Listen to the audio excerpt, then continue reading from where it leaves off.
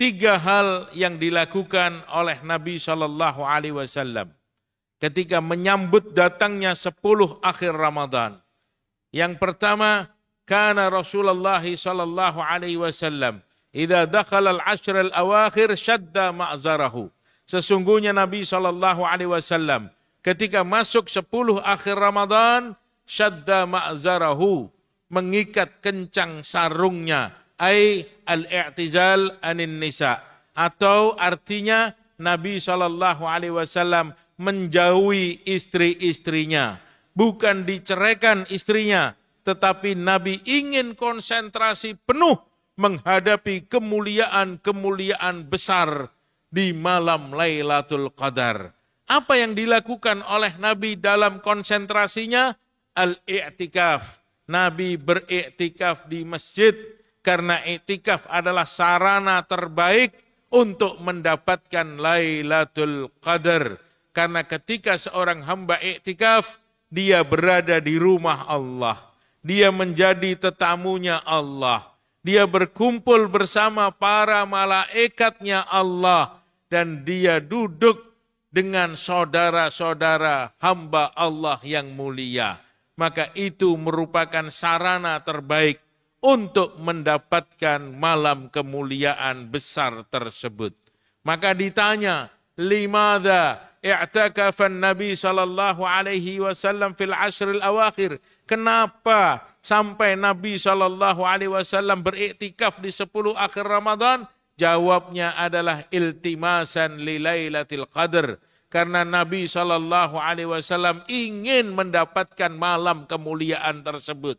Nabi adalah Habibullah. Nabi adalah kekasih Allah. Nabi mendapat jaminan surga.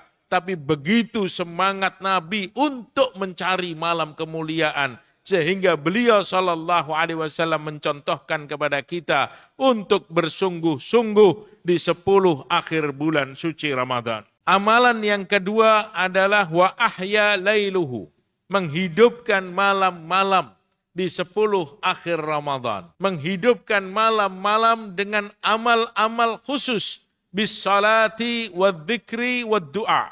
Dengan sholat, zikir, dan doa. Sholat panjang-panjang, zikir panjang-panjang, dan doa panjang-panjang. Itu yang dilakukan Nabi SAW selama beliau beriktikaf dan berada di 10 akhir Ramadan. Doa adalah senjata umat Islam. Doa adalah senjatanya orang beriman. Ad-du'a silahul mu'min. Doa adalah senjatanya orang beriman. Yang mana di waktu tersebut Allah subhanahu wa ta'ala berjanji akan kabulkan doa kita. Akan beri permintaan kita. Inna lis-sha'im inda fitrihi da'watan la turat. Sesungguhnya bagi orang yang berpuasa menjelang berbuka atau di malam-malam kemuliaan itu, doanya tidak akan ditolak oleh Allah. Ud'uni astajib lakum. Doalah kamu kepadaku, kata Allah, aku akan kabulkan doamu. Mintalah kamu kepada aku, kata Allah, aku akan beri permintaan kamu. Tidak ada yang sulit bagi Allah untuk mengabulkan doa kita. Tidak ada yang berat bagi Allah untuk memberi setiap permintaan kita. Andaikan manusia di seluruh dunia ini berkumpul menjadi satu. Setiap orang minta kepada Allah dengan permintaan yang berbeda-beda. Allah sanggup memberikan permintaan mereka semua. Dan khazanah Allah tidak berkurang sedikit pun. Karena Allah maha kaya dan punya segala-galanya. Maka jangan sia-siakan waktu yang mana doa kita dikabulkan oleh Allah di malam-malam mulia tersebut. Doa apa yang terbaik kita minta kepada Allah? Aisyah radhiyallahu anha, istri Nabi sallallahu alaihi wasallam bertanya, "Ya Rasulullah, in adraktu Lailatul Qadri fama aqulu fiha?" Kalau aku menjumpai Lailatul Qadar, apa sebaiknya di waktu yang singkat doa dikabulkan yang aku minta kepada Allah, ya Rasulullah? Maka Nabi sallallahu alaihi wasallam katakan, "Quli ya Aisyah, ucapkan olehmu wahai Aisyah, Allahumma innaka afuun tuhibbul afwa fa'fu anni. Ya Allah, engkau maha pemaaf, suka memaafkan hamba, maafkan aku ya Allah. Minta maaf kepada Allah, minta ampun kepada Allah. Itulah hajat kita yang paling besar, yang mesti kita minta dari Allah. Karena semua permasalahan yang kita hadapi, itu sebabnya adalah dosa yang belum diampuni Allah. Kesulitan ekonomi sebabnya dosa yang belum diampuni Allah. Kegelisahan hati sebabnya adalah dosa yang belum diampuni Allah. Ketika dosa-dosa kita diampuni Allah, kita dimaafkan kesalahannya oleh Allah, maka hati akan menjadi tenang, rizki akan menjadi berkah, dan kehidupan akan menjadi damai. Wa tilkal qura ahlaknahum lamma zalamu. Berapa banyak kampung-kampung yang aku tenggelamkan, kata Allah, karena dosa mereka kepada Allah. Ma asaba min musibatin illa fa bima kasabat aydihim. Tidaklah terjadi musibah pada diri seseorang melainkan gara-gara dosa dia kepada Allah Subhanahu wa taala. Berapa banyak orang yang sakit, dia berusaha berobat ke sana kemari, tidak kunjung sembuh sakitnya. Ternyata dia lupa bahwa dia punya senjata yang namanya doa. Dia pun berdoa kepada Allah. Alhamdulillah, dengan sebab kekuatan doa, penyakitnya disembuhkan oleh Allah. Berapa banyak orang yang terlilit hutang, dia berusaha untuk menutup hutangnya, juga tidak selesai. Ternyata dia baru sadar bahwa dia punya kekuatan doa. Dia pun berdoa kepada Allah, Allah selesaikan hutangnya. Dan berapa banyak orang yang punya hajat besar, seakan-akan dia tidak mampu menunaikan hajatnya. Ternyata dia baru sadar bahwa dia punya sesuatu yang besar, yaitu doa. Dia pun berdoa kepada Allah, Allah Subhanahu wa taala tunaikan hajat-hajatnya. Maka kita harus banyak berdoa, minta ampun kepada Allah.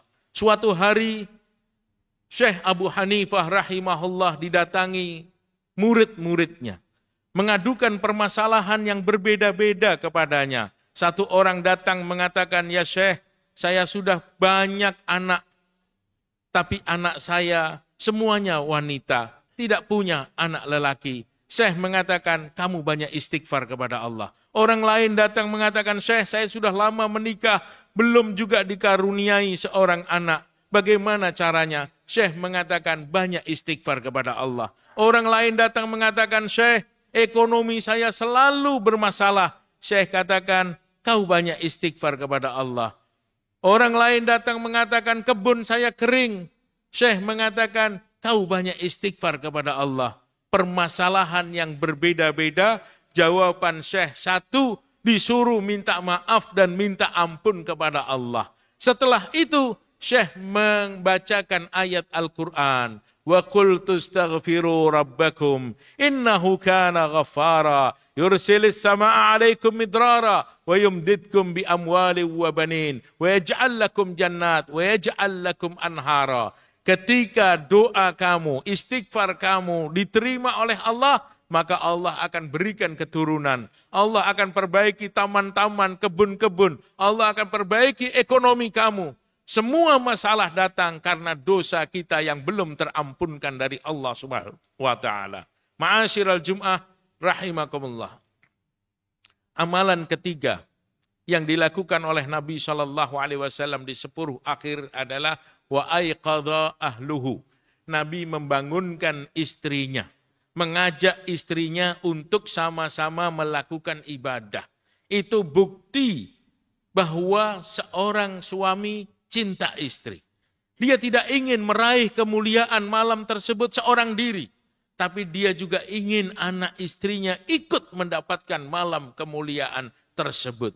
Sehingga Baginda Shallallahu Alaihi Wasallam bangunkan istri-istrinya untuk menghidupkan malam-malam mulia di 10 akhir Ramadan. Nabi Shallallahu Alaihi Wasallam katakan, khairukum li ahlihi wa ana khairukum li ahli. Sebaik-baik manusia di antara kamu yang terbaik kepada istrinya, dan akulah suami terbaik di antara kalian. Apa buktinya kalau Nabi suami yang terbaik? Nabi SAW selalu mengajak istrinya salat, selalu memberikan pendidikan agama kepada istrinya. Karena cukup seorang lelaki, cukup seorang suami dikatakan pengkhianat ketika dia membiarkan istrinya durhaka kepada Allah. Ketika dia membiarkan istrinya tidak mengerjakan salat, Nabi bersumpah, Allah fin nisa, fa innahunna amanatun lakum. Demi Allah, berhati-hatilah kalian kepada wanita. Karena wanita adalah amanah yang Allah titipkan kepada kamu. Man lam ya'mur imra'atahu bis-salah wa lam yu'allimha, faqad khana Allah wa rasulah. Siapa yang tidak menyuruh istrinya salat dan tidak memberikan pendidikan agama kepada istrinya, dialah suami yang telah berkhianat kepada Allah dan Rasulnya. Berapa banyak seorang suami yang tinggal satu langkah masuk ke surga karena amalnya yang hebat, ternyata datang tuntutan istri, dia pun gagal masuk ke dalam surga. Berapa banyak orang tua yang tinggal satu langkah masuk ke dalam surga, datang tuntutan anak-anaknya, dia pun gagal masuk ke dalam surga. Maka di samping kita beribadah dengan semangat, kita harus ajak anak, istri, dan orang-orang yang ada di sekitar kita, dekat dengan kita, untuk sama-sama beribadah kepada Allah, supaya kita selamat dari tuntutan mereka di akhirat nanti.